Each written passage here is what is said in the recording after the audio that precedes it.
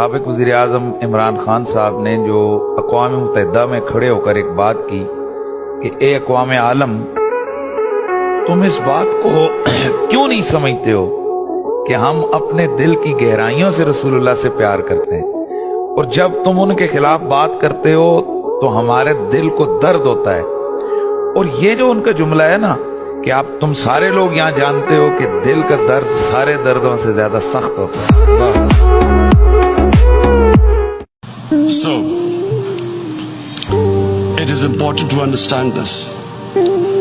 The Prophet lives in our hearts.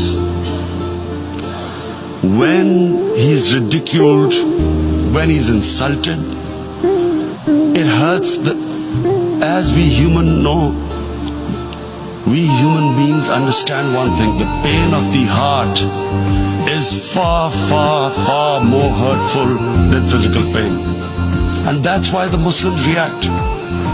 And I always thought that if I ever had the stage, I would try and explain this to the world community, especially to the Western community, because having lived in the Western community, people